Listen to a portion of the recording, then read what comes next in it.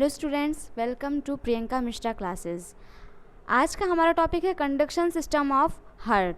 तो आज हम कंडक्शन सिस्टम ऑफ हार्ट पढ़ेंगे। ये बहुत ही इम्पॉर्टेंट टॉपिक है, तो आप इसको ध्यान से समझिएगा। इसके पहले मैं हार्ट के आपको टॉपिक्स करा चुकी हूँ, अगर जिन्होंने उसको नहीं देखा है वो उसको देख लें। देखिए कंडक्शन सिस्टम हार्ट होता क्या है। यहाँ पर देखिए ये हार्ट का फिगर आपको दिख रहा है। हार्ट में जो राइट ऑरिकल होता है, हार्ट में राइट ऑरिकल में ये एक SA नोड पाया जाता है। राइट ऑरिकल में SA नोड पाया जाता है। SA नोड क्या होता है? आपने सुना होगा कि जो हार्ट से आवाज़ आती है, लब डब की आवाज़ आती है हार्ट से, वो कहाँ से आता है? तो ये जो आवाज़ होता है ये साइनो ऑरिकल नोड, जो इसमें ब्लड जाता है, पंप करता है, तो साइनो ऑरिकल नोड जो है ये वहाँ से आवाज़ को क्रिएट करता है।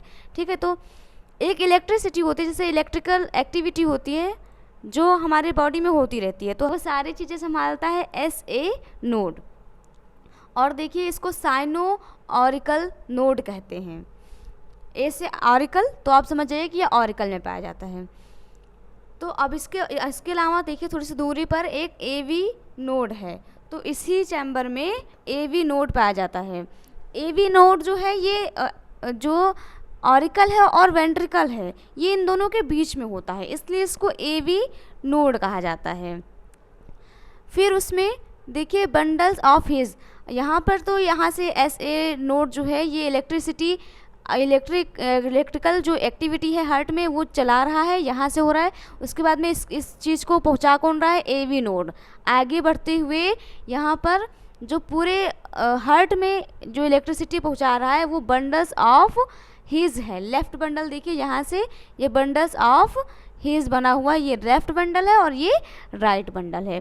तो ये SA नोड जो होता है ये इलेक्ट्रिकल एक्टिविटी ऑफ हार्ट को जारी रखता है। इतना आपको समझ में आया? अब आगे बढ़ते हैं, देखते हैं। ये तो आपकी बात हो गई कि इलेक्ट्रिकल एक्टिविटी ऑफ हार्ट कैसे, जो लब डब की साउंड है वो कैसे आती है। देखिए क्या होता है, जब ब्लड हमारे हार्ट में जाता है तो सबसे पहले कहाँ जाता है? ऑरिकल में जाता है। तो ऑरिकल क्या करता है? ऑरिकल में जब ब्लड भरता है तो ऑरिकल क्या होता है कि ये पहले तो एक बार ये फूलता है ना। फूलने के बाद में जब ब्लड नीचे आता है, ब्लड को नीचे जहाँ पर जो ट्राइकस्पिड वाल्व होता है वो खुलता है हवा के आने के बाद, और उसके बाद में ये सारे ब्लड को क्या करता है? नीचे वेंट्रिकल में भेज देता है। तो तब जब ये वेंट्रिकल में ब्लड को भेज देता है तो ये फिर से पिचक जाता है। पहले तो फूलता है ऑरिकल, है ना, ऑरिकल फूला, उसके बाद में जब इसने नीचे भेजा इसको, तब ये पचका। उसके बाद में जब ये वेंट्रिकल में आया ब्लड, वेंट्रिकल ने अलग भेजा, तो फिर वेंट्रिकल ने भी रिलैक्सेशन किया। तो ये ऊपर पहले एक ये ऑरिकल पचका, उसके बाद में फिर वेंट्रिकल फूला, फिर वेंट्रिकल जो है क्या हुआ? पचक गया। तो इस तरीके से ये हार्ट का सिस्टम चलता है। इतना तो आपको समझ में आएगा क्या होता है? SA नोड होता है। कहाँ होता है? ऑरिकल में होता है, साइनो ऑरिकल नोड होता है। उसके बाद में AV नोड होता है जो कि ऑरिकल और वेंट्रिकल के लगभग बीच में होता है। और बंडल ऑफ हिज जो है ये हार्ट में आगे की ओर ले जाता है। एक देखिए लेफ्ट बंडल ऑफ हिज है और एक राइट बंडल ऑफ हिज है। आगे बढ़ते हैं, आपको समझ में आ गया होगा इलेक्ट्रिकल एक्टिविटी ऑफ हार्ट। देखिए एट्रियल डीपोलराइजेशन। एट्रियल डीपोलराइजेशन, जैसे अभी हमने आपसे कहा कि जब हार्ट एट्रियल में जाता है तो क्या होता है कि जो एट्री है वो क्या होगी? वो फूलेगी, है ना, तो वो डीपोलराइजेशन करेगी, यानी कि उसमें ब्लड भर गया। तो एट्रियल डीपोलराइजेशन का मतलब होता है एट्रियल कंट्रैक्शन, वो कंट्रैक्शन करेगी। एट्रियल जो है वो कंट्रैक्ट होगी, वो कंट्रैक्शन करेगी। ठीक है, उसके बाद में जब एट्रियल कंट्रैक्शन करेगी उसका बाद में अगला क्या होगा? Atrial repolarisation. रीपोलराइजेशन का मतलब होता है एट्रियल रीपोलराइजेशन का मतलब होता है atrial relaxation. Repolarisation, relaxation, RE है ना, री से वो भी है और री से ये भी है, तो आप इसको कनेक्शन कर सकते हैं याद करने के लिए। तो एट्रियल रीपोलराइजेशन यानी कि एक बार तो उसमें ब्लड आया तो वो कंट्रैक्ट हुई, अब उसके बाद में क्या होगी? वो रिलैक्स होगा। तो एट्रियल क्या होगा? Atrial relaxation. सबसे पहले क्या होता है? एट्रियल डीपोलराइजेशन होता है, यानी कि एट्री जो है वो कंट्रैक्ट होती है, वो कंट्रैक्शन करती है। उसके बाद में जब उसका कंट्रैक्शन हो जाएगा तब क्या होगा?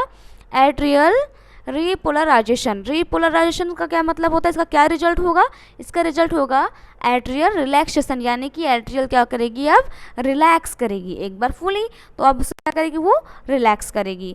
अब दूसरा देखो, जब उसमें से ब्लड, हमने कहा था जब एट्री से जो ब्लड है ट्राइकस्पिड वाल्व खुल जाएंगे, उसके बाद में वो वेंट्रिकल में आएगा, तो एट्रियल रिलैक्सेशन के बाद में क्या होगा, वेंट्रिकुलर डीपोलराइजेशन होगा, यानी कि ब्लड किस में आया, वेंट्रिकल में आया, तो अब वेंट्रिकल डीपोलराइजेशन करेंगे। वेंट्रिकल डीपोलराइजेशन का क्या मतलब होता है, तो साइंस की लैंग्वेज हो गई डीपोलराइजेशन।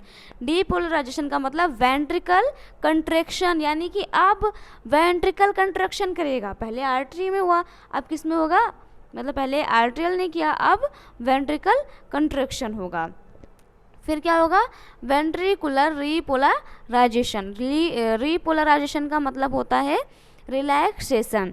तो अब एक बार जब वेंट्रिकल जो था, वेंट्रिकुलर, उसने कंट्रैक्शन किया था, तो अब वो क्या होगा, वो रिलैक्स करेगा, यानी कि ब्लड एक बार एट्रियल में आया, वो उसने कंट्रैक्ट किया, उसके बाद में फिर एट्री ने जब रिलैक्स किया तो वो वेंट्रिकल में आया, फिर वेंट्रिकल ने क्या किया, कॉन्ट्रैक्शन किया, उसके बाद में रिलैक्सेशन किया। तो ये इस तरीके से आपकी इलेक्ट्रिकल एक्टिविटी ऑफ हार्ट है। तो ये तो हो गया आपका इलेक्ट्रिकल एक्टिविटी ऑफ हार्ट, ये तो हमने आपको ऐसे समझा दिया कि ये हार्ट में होता है। अब इसको पता कैसे करेंगे कि ये हार्ट में कैसे होता है, तो हमारे हार्ट में हमेशा इलेक्ट्रिकल एक्टिविटी होती है, हमेशा होती है, लेकिन क्या हमें कभी बाहर से करंट लग रहा है, लेकिन बाहर से करंट नहीं लग रहा है। जो भी इलेक्ट्रिकल एक्टिविटी है वो हमारे हार्ट के अंदर हो रहा है, लेकिन हम ECG लीड्स को लगा करके इलेक्ट्रिकल एक्टिविटी हार्ट की देख सकते हैं। आपने देखा होगा जब कोई बहुत बीमार होता है तो उसको क्या करते हैं, उसको लिटा देते हैं। जैसे कोई बंदा है वो बहुत बीमार है तो क्या करेंगे, उसको सीधे लिटा देंगे। ये देखिए यहाँ पर ह्यूमन बॉडी, इसको लिटा दिया। इसको लिटाने के बाद में इसमें ECG की लीड लगाई जाती है। ECG की लीड क्यों लगाई जाती है, ताकि जो हमारी हार्ट में एक्टिविटी हो रही है उसको हम देख सके, उसके बारे में हम पता कर सके। तो क्या होगी, ECG लीड्स लगाई जाएंगी। ECG लीड्स कहाँ कैसे लगाई जाती है, देखिए आपके दोनों रिस्ट में, दोनों कलाई में एक एक लीड लगी है, उसके बाद में एक एक लीड लगाई जाएगी। उसके बाद में एक पैर में, कौन से पैर में होगी, वो लेफ्ट वाले पैर में होगी। दो कलाई में हो गई और एक पैर में हो गई। और जो आपके चेस्ट में है, चेस्ट में मल्टीपल लीड्स लगाई जाती हैं। वो 6 लीड होती हैं जो कि चेस्ट में लगाई जाती हैं। 6 लीड, यानी कि बाहर से तो चेस्ट में लगा जाएगा ना, क्योंकि हार्ट तो चेस्ट के पास ही है ना, तो लेफ्ट साइड में ज़्यादा झुका होता है। आपको मैंने बताया था कि लेफ्ट साइड में जो हार्ट है वो ज़्यादा झुका होता है।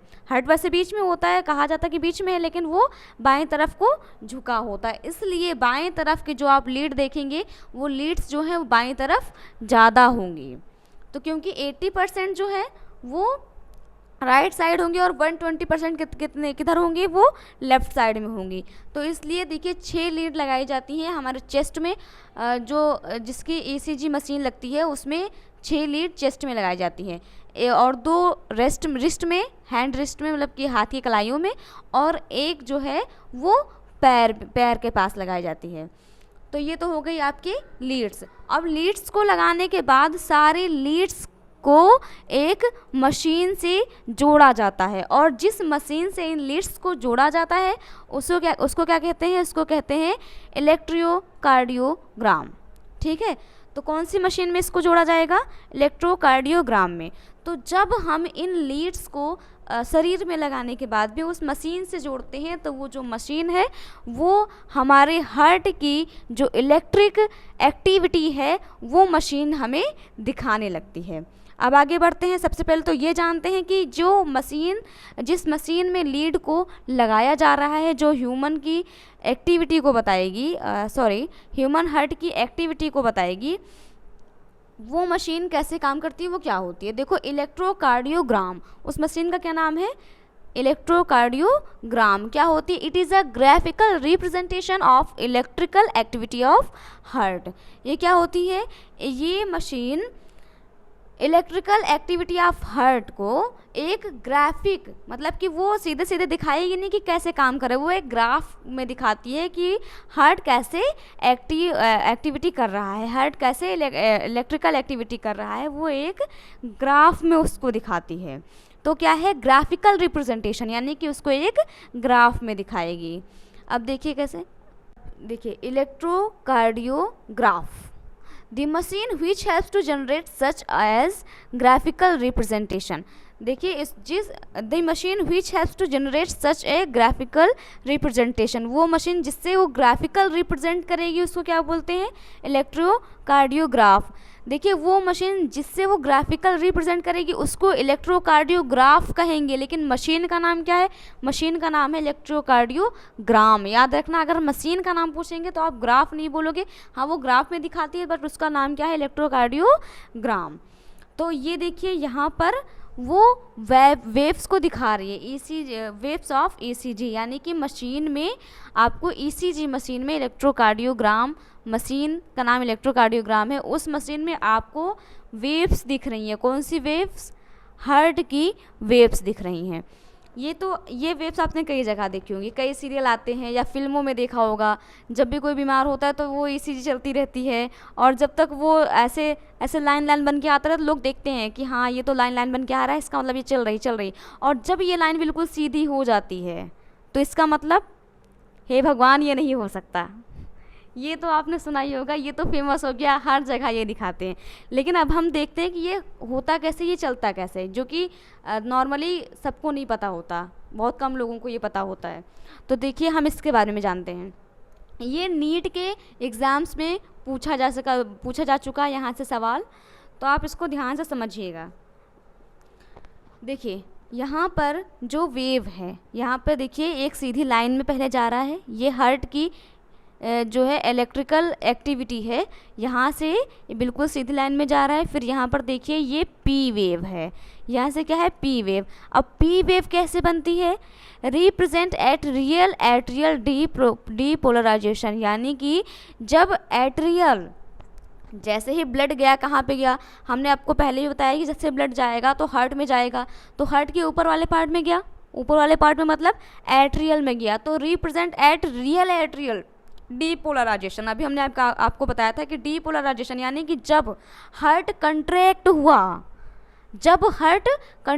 हुआ, ब्लड गया उसमें और वो उसमें कंट्रैक्शन हुआ, जैसे उसमें कंट्रैक्शन हुआ तब वैसे ये जो है ये वेव पी की बन गई।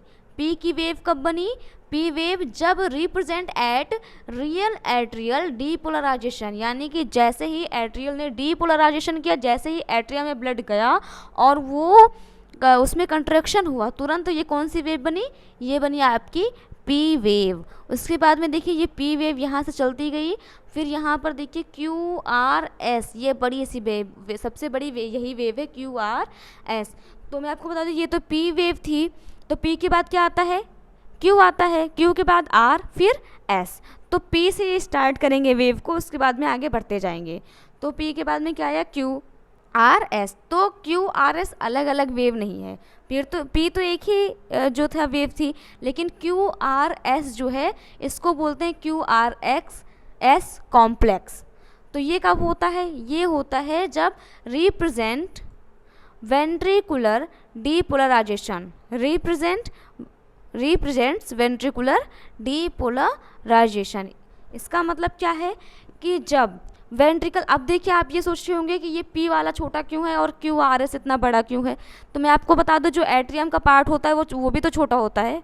हार्ट में जो एट्रियम का पार्ट होता है, एट्रियल का पार्ट वो छोटा होता है, और जो वेंट्रिकल का पार्ट होता है वो बड़ा होता है ना। तो ये पी वाली वेव छोटी बनी है, लेकिन जो क्यू आर एस कॉम्प्लेक्स है ये देखिए ये बड़ी सी वेव है, क्योंकि ये कब बनती है, हाँ देखिए यहाँ पर देखिए ये एट्रियल का कितना छोटा सा है पार्ट, और ये वेंट्रिकल का ये भी तो बड़ा है। तो ये क्यू आर एस जो कॉम्प्लेक्स है ये क्यों बनती है, क्योंकि देखिए रिप्रेजेंट्स वेंट्रिकुलर डीपोलराइजेशन, जब रिप्रेजेंट्स वेंट्रिकुलर डीपोलराइजेशन, जब जो ब्लड है वो वेंट्रिकल में जाता है, देखो ऊपर देखिए ब्लड गया एट्रियम में गया, ठीक है, तो एट्रियम फूला, उसके बाद में उसने क्या किया, ट्राइकस्पिड और बाइकस्पिड वाल्व खुल गए, वो सारा ब्लड कहाँ गया, वेंट्रिकुलर में गया, तो वो तो पिचक गया ऊपर वाला, लेकिन जो वेंट्रिकुलर था क्या हो गया, उसमें क्या हो गया, उसमें डीपोलराइजेशन हो गया। तो जब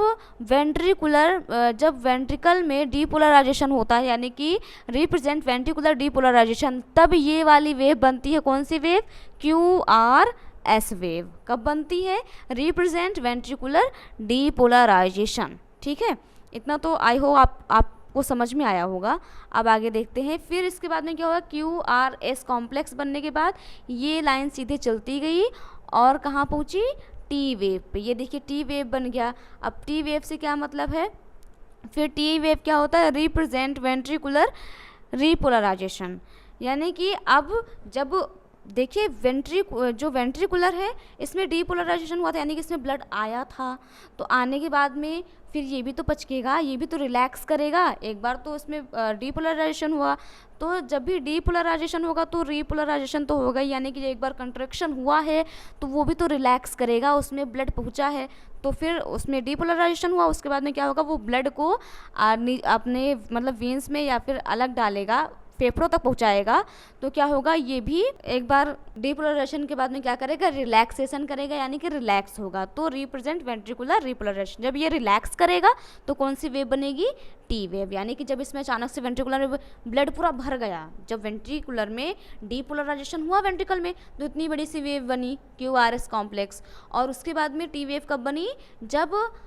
जो आपका वेंट्रिकुलर है रिपोलराइजेशन हुआ, यानी कि जब उसमें रिलैक्सेशन हुआ, जब उसने आराम किया, रिलैक्स किया, पिचक गया, तब कौन सी वेव बनी, टी वेव। उसके बाद में ऐसे चल रहा गया, फिर यू वेव।